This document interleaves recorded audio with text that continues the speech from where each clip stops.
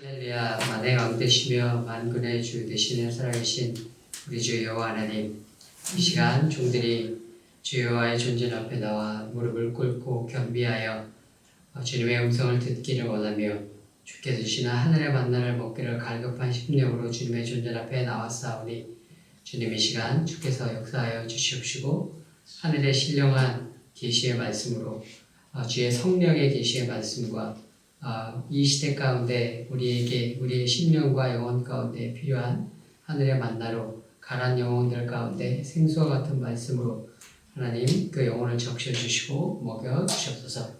이 시간에 오직 주 여호와 하나님께 예배드리옵고 만왕의 왕 되신 우리 주 예수 그리스도의 이름으로 기도드렸습니다. 아멘. 오늘 함께 읽은 본문 고린도전서의 말씀을 보면 이제 1장을 보게 되면 저희 함께 읽은 본문 앞쪽을 보게 되면 고린도 교회가 분열되어 있는 모습을 보게 됩니다. 그래서 이제 고린도 교회가 바울파, 아볼로파, 베드로파, 그리스도파 이렇게 4개의 파로 분열되어 싸우는 그런 상황이었습니다. 바울파는 아마 이제 고린도 교회를 세운 바울을 지지하는 사람들 위주였을 것이고, 또 어쩌면 본문을 보면 바울에게서 세례를 받았던 사람들 위주로 구성된 사람들일 수 있습니다. 아볼로파는 어떤 사람들이냐면, 아볼로라는 인물이 이제 사도행전 18장을 보게 되면 알렉산드리아 출신의 유대인인데 성경에 능통한 유대인이라고 되어 있어요. 성경에 아주 능통한 사람이면서 동시에 이 사람이 알렉산드리아가 당시에 학문의 중심지였거든요. 그래서 그리스적 학문에도 능통한 사람이었습니다. 성경에도 능통하고 그리스헬라적 세상 학문에도 능통한 사람이다 보니까 이 사람이 바울이 고린도를 떠난 다음에 고린도에 옵니다. 근데 고린도에서 바울의 회당에서 말씀을 증거를 하다 보면 예수님이 메시아다라는 것들을 유대인들이 받아들이지 않아서 유대인들이 바울을 이렇게 늘 학대를 하죠. 그런 것들을 볼 수가 있는데, 아볼로 같은 경우는 사도행전 18장에 보게 되면 예수가 그리스도임을 성경을 통해서 증명을 해서 압도해서 그 회당에 있던 사람들이 다 놀랐다고 그래요.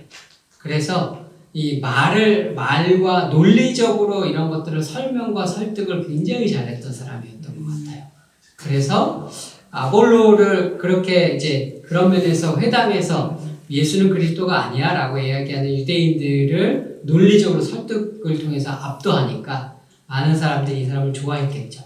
그래서 나는 아볼로를 따르는 사람이다 라는 사람들이 생긴 것 같고, 베드로파는 어떤 사람들이냐면 아마도 베드로가 고린도에 왔었는지는 우리가 전혀 알 수가 없습니다. 다만 우리가 아는 것은 그 예루살렘에서 사도들의 추천장을 들고 왔다고 하는 사람들이 있었죠. 그래서 아마 이 사람들이 유대에서 사도들, 예수님의 직접 제자들의 그 추천장을 들고 온 사람들이 우리가 진짜 적통이다라고 얘기하는 사람들이 있어서 그 사람들을 따르는 부류의 사람들이 있었던 것 같습니다. 또 한편으로는 그리스도파라고 해서 우리는 예수님을 따르는 사람이다 라고 하는데, 이 사람들은 아무리 그 고린도 전후서를 보면 아마 성령의 역사에 조금 더 성령의 역사를 체험하고 그런 사람들이었던 것 같은데, 그럼에도 불구하고 이 사람들은 또 분파적인 측면에서는 우리가 더 우울등하다, 우월하다, 우리가 진짜다 이런 측면에서는 동일하게 분파적인 그런 모습을 가지는 사람들이었습니다. 이렇게 이 교회가 이렇게 분열이 되었는데, 사실은 이렇게 교회가 분열될 원인을 바울은 오늘 함께 읽은 본문에서 뭐라고 이야기를 하고 있냐면, 너희들이 세상의 지혜를 따르고 있기 때문이다 이렇게 이야기를 하고 있습니다. 그래서 이 본문에서 세상의 지혜라는 말이 여러 차례가 반복이 돼서 나와요. 너희 교회 고린도 교회가 분열된 이유는 너희가 세상의 지혜를 따릅니다 라고 바울이 이야기를 하고 따르고 있기 때문이다 라고 얘기를 했는데, 그럼 이제 세상의 지혜라는 게 무엇이냐 하면, 바울이 이 세상의 지혜를 17절에서 뭐라고 또 얘기를 하냐면 그건 인간의 지혜라는 표현을 썼습니다. 그리고 또 뭐라고 썼냐면 말의 지혜라고 썼습니다. 그래서 바울이 얘기하는 이 세상의 지혜, 인간의 지혜, 말의 지혜는 뭘 이야기하고 있는 거냐면 1세기에 유행을 했던 그리스 로마 세계에서 유행했던 수사학을 말을 하고 있는 겁니다. 당시에는 수사학이 지혜였어요. 이 수사학이 지혜였고 수사학이 철학이었어요. 이게 그 당시에 철학자들, 소피스트라고 하는 철학자들이 하는 철학이 이 지혜고 이 지혜는 뭐 수사학이고 이 수사학은 무엇이냐면 말의 기술이었습니다. 말로 다른 사람들을 설득하는 능력. 그래서 어떤 사람을 잘 말로 설득하고 압도할 수 있으면 그 사람은 지혜로운 사람이다. 이렇게 여겨졌습니다. 그 당시에 이 지혜가 어떤 형태인지를 알려주는 예를 하나 드리는데요. 당시 철학자 이 1세기 한 철학자가 제자에게 이 수사학을 가르쳤습니다. 이 수사학을 가르쳤는데 이 제자가 돈을 안 내는 거예요. 그랬더니 이 철학자가 이 친구를 고소를 하겠다고 했습니다. 그랬더니 이 친구가 뭐라고 하냐면 스승님이 고소를 하셔도 저는 어차피 돈을 안 내게 되어 있습니다. 그래서 어떻게 돈을 안 낼 수 있느냐 네가 그랬더니 스님이 고소를 하셔서 제가 이기게 되면 제가 이겼으니까 돈을 안 내도 되는 거고 제가 만약 지면 스승님께 배운 게 없으니까 진 게 아닙니까? 그러니까 저는 배운 게 없으니까 스님께 돈을 안 드려도 되는 겁니다. 이렇게 얘기를 해요. 그랬더니 이 스승이 뭐라고 얘기하면 너는 어떻게 해도 나한테 돈을 내게 돼 있어. 왜요? 그랬더니 내가 이기면 소승이 내가 이기면 내가 이겼으니까 내야 될 것이고 만약에 네가 이기면 나한테 배워서 이겼잖아. 그러니까 네가 돈을 내야지. 이게 수사학이에요. 네. 말의 기술이고 상대방을 누가 이기느냐의 기술. 이게 1세기의 사람들이 생각하는 지혜 그리고 지혜자의 모습이었습니다. 그래서 초대교회 때에 기독교를 비판하던 이 그리스 철학자들이 어떤 기독교인들을 가지고 어떤 비판을 하냐면 너희들이 정말 전능하신 하나님이 한 분이 있다고 하는데 모든 신 위에 뛰어난 전지전능한 하나님 한 분이 있다고 하는데 이런 질문을 해요. 그러면 너희가 믿는 그 전지전능한 하나님이 스스로 들 수 없을 만큼 무거운 돌을 만들 수 있느냐 이렇게 물어요. 그러면 전지전능 하나님이니까 만들 수 있어야 되잖아요. 그럼 만들 수 있다라고 얘기를 하면 어떻게 돼요? 스스로 들 수 없는 걸 만들었으니까 들 수 없어야 하잖아요. 그죠? 들 수 없으면 전지전능하지가 않잖아요. 그죠? 네, 그러니까 너희들이 그런 질문을 통해서 기독교인들이 믿는 하나님이라는 개념은 있을 수 없는 개념이다. 너희들이 믿는 하나님은 틀렸다라고 이 사람들이 말의 기술로서 기독교인들의 신앙을 폄훼하기 위해서 했었던 설득의 기술, 세상의 지혜가 그런 것들이죠. 근데 이 세상의 지혜는 방금 들어봐서 아시겠지만 이건 순전히 기술적인 측면에서 말의 기술적인 측면, 인간의 논리와 논리적인 측면에서는 유용함이 있지만 중요한 것은 이 말의 기술은 실체적 진실이 무엇인가, 진리가 무엇인가를 규명하는 데는 아무런 관심이 없어요. 그죠? 진짜 너희가 믿는 하나님이라는 분이 실존하실 것인가에 대한 실체적 진실, 진리를 규명하고자 하는 데는 관심이 없어요, 이 사람들은. 그게 이 세상의 지혜죠. 그래서 이 세상의 지혜는 자기를 높이죠. 자기를 높이고, 그래서 이렇게 해서 다른 사람을 말의 기술로 압도할 수 있으면 이 사람은 지혜가 있다고 여겨졌고, 그래서 그 시대에 부와 명성이 따르는 철학자로 이름을 날렸습니다. 그것이 세상의 지혜의 철학이었고, 그래서 이렇게 지혜로운 철학자가 있으면 그리스 로마 사회에서는 그 지혜로운 철학자를 따르는 제자들이 생겼습니다. 그리고 그 지혜로운 철학자를 따르는 여러 제자들이 각각 우리 스승이 더 지혜로워, 우리 스승이 더 지혜로워하는 분파들이 생겼죠.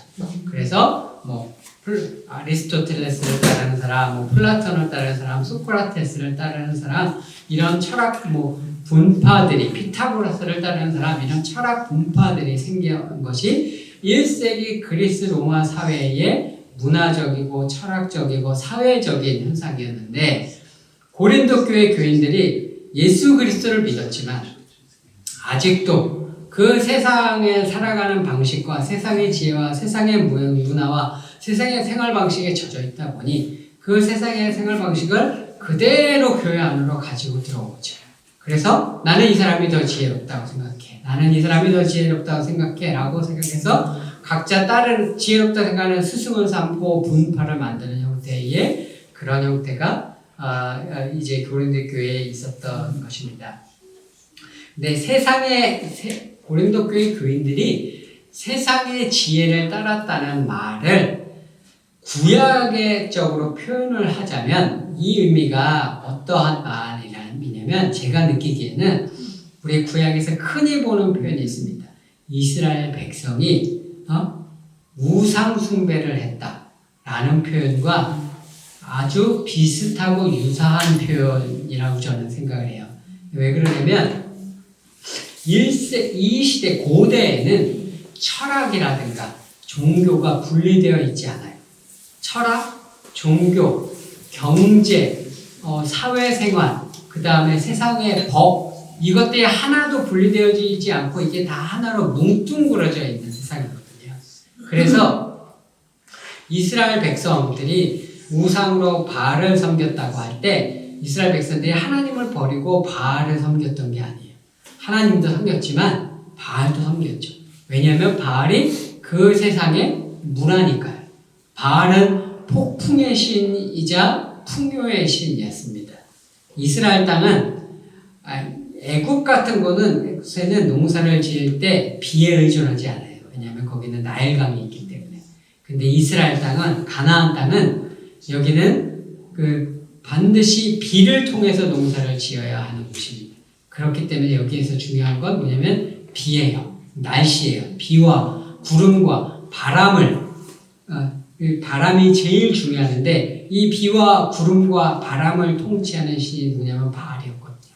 그래서 이 바알신을 그 가나안 사람들은 잘 섬겨서 이 적절한 때에 비를 내려주고 적절한 바람을 내려주고, 사막에서 오는 바람 이런 게 길면 농사를 망치거든요. 그런 것들을 잘 해줘야만 농사를 지을 수 있기 때문에 이 바알과 아세라가, 바알은 그렇게 날씨를 관장하고 아세라는 풍요의 신이죠. fertility의 신이니까 바알과 아세라를 섬겼던 겁니다. 그러면 이 사람들이 하나님을 버리고 이걸 섬긴 게 아니에요. 하나님도 섬기지만 세상의 신과 세상의 문화, 세상의 지혜도 동시에 따라서 섬겼던 겁니다. 마찬가지로 이 사람들이, 고린도 교회 교인들이 하나님을 믿지만 세상의 풍조와 세상의 지혜를 그대로 교회에 가지고 와서 그대로 교회에서도 세상의 풍조와 세상의 지혜대로 교회를 운영해 나가고 있는 그러한 모습은 바로 이스라엘이 우상숭배를 했던 모습과 같은 형태의 모습을 가지고 있다라고 이야기를 드릴 수가 있습니다. 그런데 바울은 설득의 기술에는 관심이 없었던 사람이에요. 바울은 오직 예수 그리스도와 예수 그리스도의 십자가만을 증거를 했습니다. 바울은 예수 그리스도와 예수 그리스도의 십자가와 그 복음만을 증거했고 그 외에 다른 것들은 아무것도 증거를 하지를 않았어요. 그래서 그는 다른 사람들의 말의 기술로 이기고 이러는 데는 전혀 관심이 없었던 그런 사람이었습니다. 그래서 그는 오직 십자가의 도를 선포했었던 사람이었습니다. 바울은 이 십자가의 도를 27절에서 뭐라고 얘기를 하냐면 하나님의 지혜다 이렇게 표현을 했습니다. 그러면 지금 고린도 교회 교인들은 세상의 지혜를 따르고 있는데 바울은 지금 하나님의 지혜를 이야기를 하고 있는 거예요. 그 세상의 지혜는 뭐냐면 말의 기술이죠. 근데 바울이 얘기하는 하나님의 지혜는 뭐냐면 바로 십자가입니다. 근데 이 바울이 지금 십자가를 하나님의 지혜라고 이야기를 하고 있는데 십자가는 1세기 사람들에게 무슨 의미였는가를 우리가 좀 잘 이해할 필요가 있어요. 오늘날 우리는 십자가 하면 떠오르는 게 교회에 좀 뭐 이렇게 막 조명 있는 십자가, 그다음 뭐 예배당에 유럽에 하면은 예배당에 스테인드 글라스, 뭐 십자가 금은 십자가 목걸이 반짝거리는 이런 것들이 우리가 많이 봐온 십자가의 이미지였기 때문에 1세기 사람들이 가지는 그 십자가의 이미지를 우리는 그 십자가 이미지가 지금 세상에서는 너무나 윤색되어져 있고 퇴색되어져 있습니다. 1세기 십자가라는 단어 하면 1세기 사람들이 떠올렸을 이미지는 어떤 거에 가깝냐면 우리 조선시대 사람들에 비유하자면 뭐에 가깝냐면 능지처참형이라는 형벌이 있죠. 왕에게 영모를 꾀한 사람들이 받는 형벌이 능지처참형이라는 형벌이었습니다. 그래서 사람은 사지를 4군데를 묶고 그 밧줄을 묶고 4군데를 다 네 팔다리를 소나 말이 끌게 해서 이 사람의 사지를 찢어 죽이는 그런 형벌이었습니다. 그 능지처참형에 해당되어지는 1세기 로마의 형벌이 뭐냐? 그게 십자가입니다. 십자가는 로마 시민권자는 절대 십자가라는 형벌을 받지 않아요. 십자가는 누구에게 주어지는 형벌이냐면 저 노예 계급에 있는 사람들 중에 반란, 반역, 역모를 일으킨 사람들에게 주어지는 형벌이 십자가였습니다. 그래서 로마인들은 절대 받지 않고 식민지에 있는 사람들과 로마에 있다면 노예가 반란을 일으켰을 경우에 사람들만 받는 형벌이 십자가였습니다. 그래서 서양 신학자 중에 어떤 분은 자기가 생각할 때 1세기 사람들이 십자가 하면 떠올랐을 이미지에 가장 가까운 현대 이미지는 이분은 어떻게 얘기를 하냐면 자기가 생각할 때는 홀로코스트 아니면 히로시마 원폭 투하 이런 이미지가 가장 십자가가 주는 이미지와 가장 가깝다라고 이야기를 하시더라고요. 그럼 우리가 홀로코스트 하면 떠오르는 이미지가 뭐예요? 사망, 죽음, 어둠, 공포, 힘없음 이런 것들이잖아요. 수치 이런 것들이잖아요.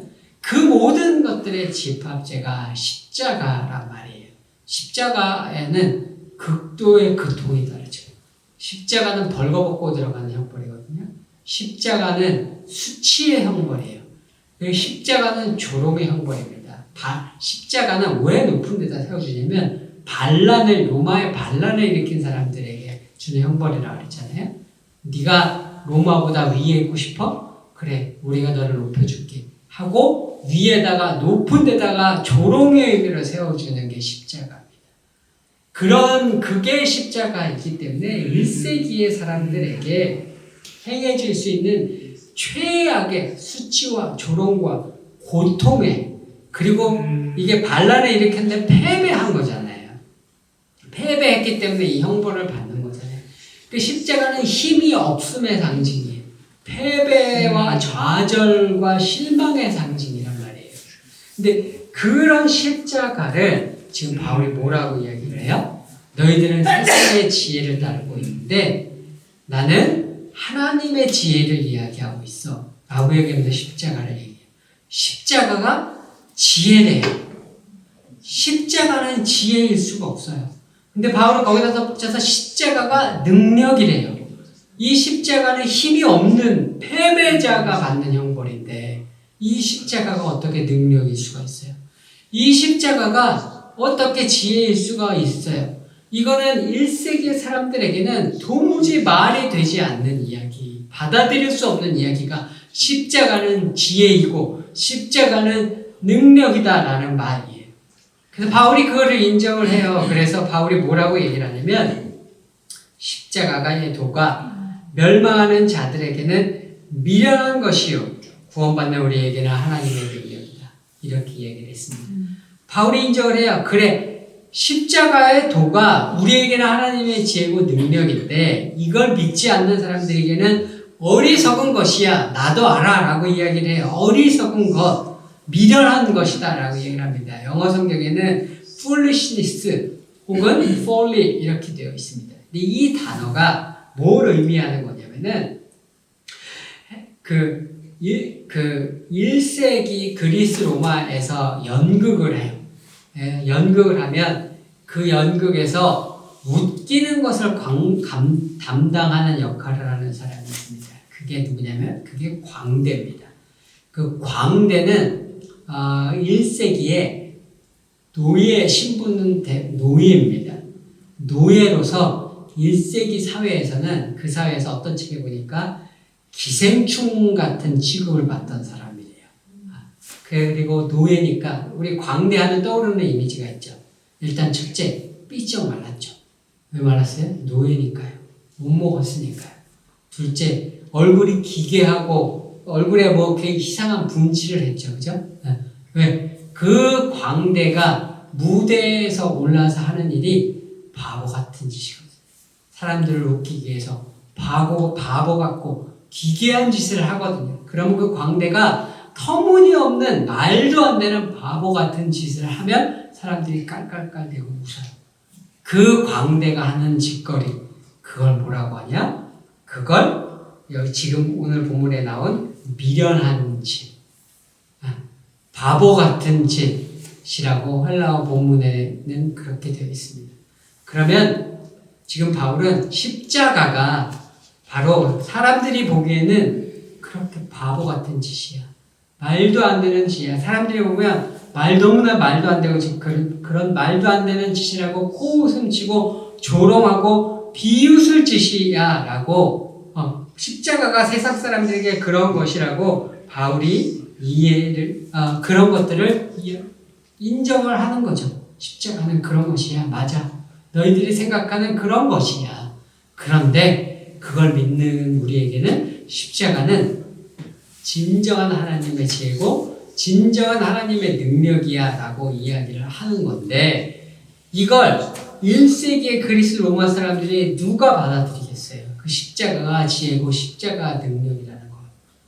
아무도 받아들이지 않을 거잖아요. 그죠? 근데 바울이 이 십자가가 진정 하나님의 지혜고 하나님의 능력이라는 것을 증명을 해요. 어디에 증명을 하냐면 고린도전서 후반부에 가면 증명을 합니다. 고린도전서 1장에서 4장의 주제를 단 한마디로 하면 십자가입니다. 근데 고린도전서 후반부에 가게 되면 고린도전서 15장을 가게 되면 무슨 얘기가 나오죠?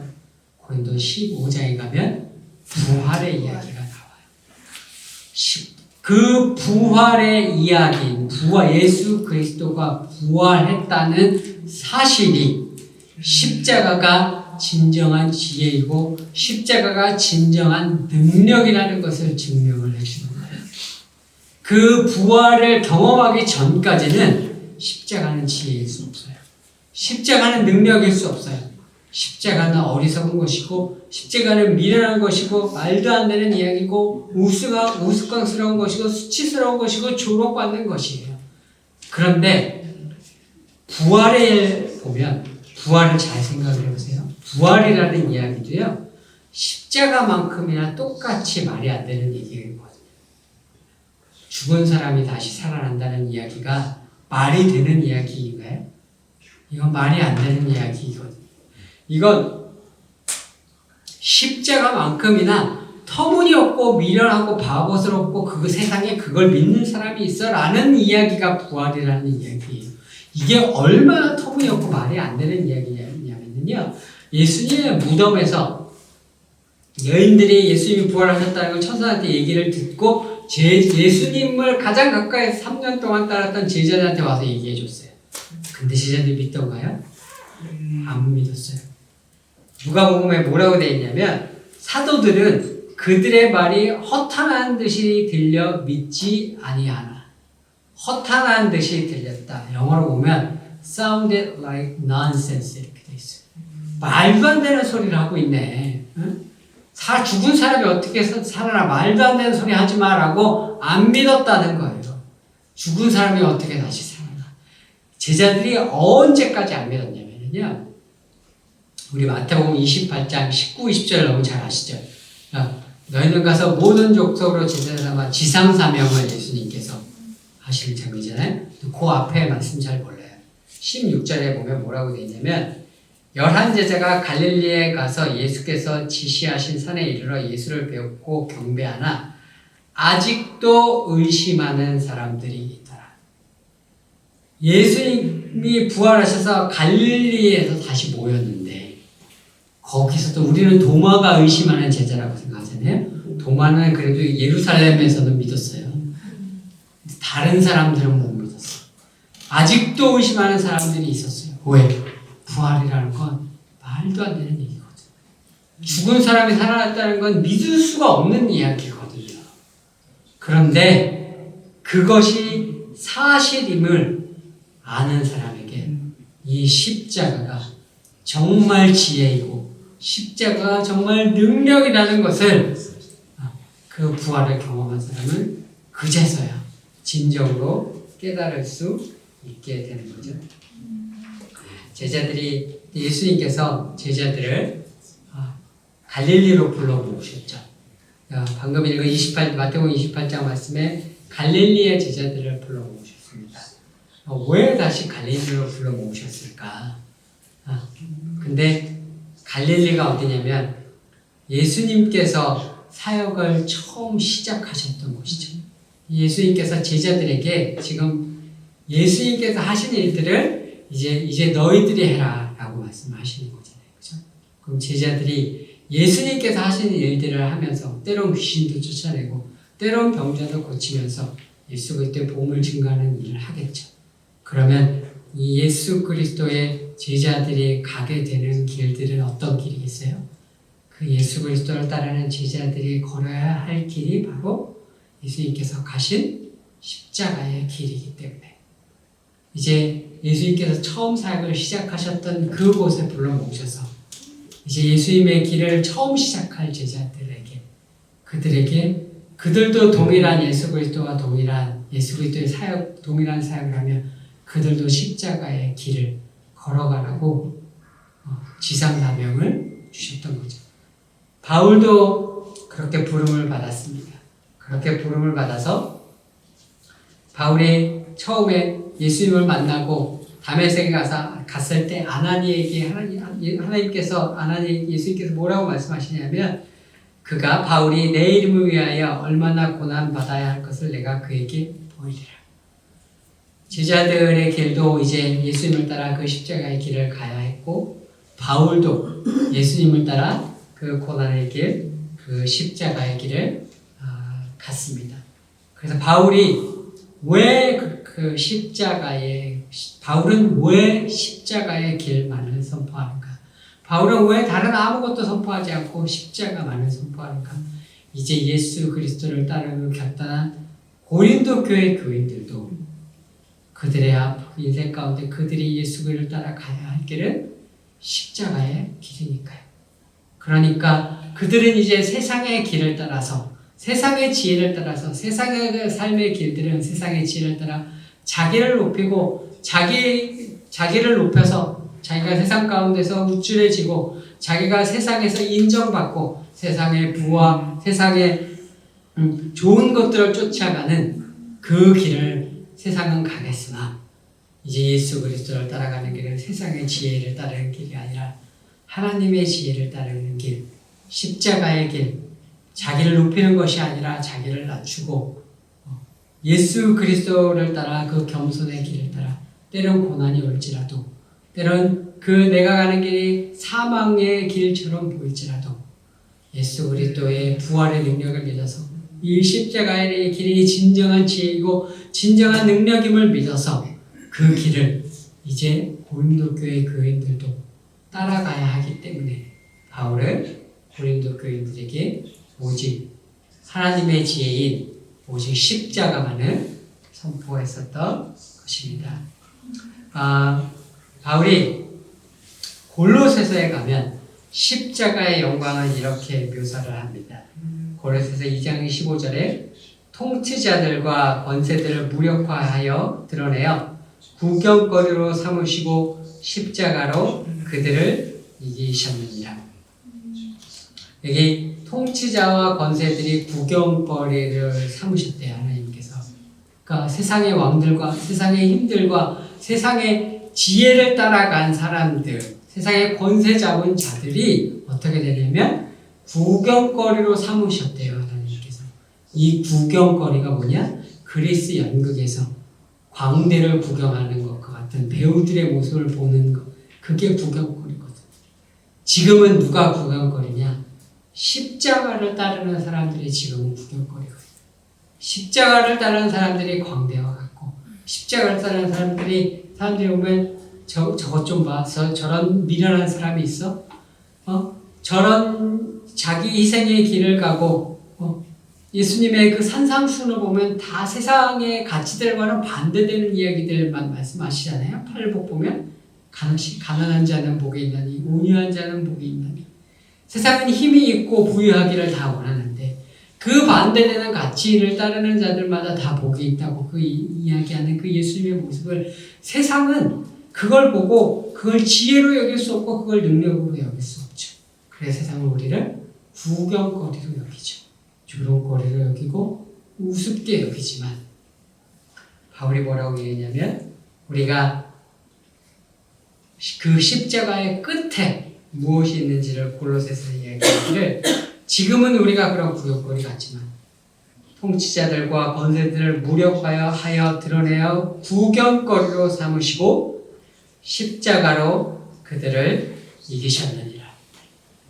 그래서 훗날 그 십자가의 길의 끝에서 십자가로 그들을 이기시고 그들을 구경거리로 삼으시고 십자가의 지혜와 영광과 능력 가운데 우리를 거하게 하시고 영광 가운데 거하실 그 십자가의 영광을 바울은 이렇게 묘사하였습니다.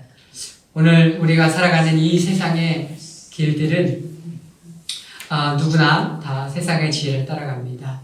때로 심지어 교회도 세상의 지혜를 쫓아서 세상의 것들을 흠모하고 사모하고 세상의 것들을 쫓아가는 그런 세태 가운데 살아가고 있지만 오늘 우리 함께 이 하나님을 예배하는 이 자리에 모인 저와 여러분 모두가 세상의 지혜가 아니라 오직 하나님의 지혜인 십자가의 길을 따라서 오직 십자가의 지혜와 십자가의 능력을 믿고 오직 예수 그리스도의 제자로서 참된 제자로서의 십자가의 길을 기쁘게 따라가시는 저와 여러분 모두가 되시기를 우리 주 예수 그리스도의 이름으로 축원드립니다. 우리 다 같이 하나님 앞에 잠시 기도하도록 하겠습니다. 주님, 예수 그리스도의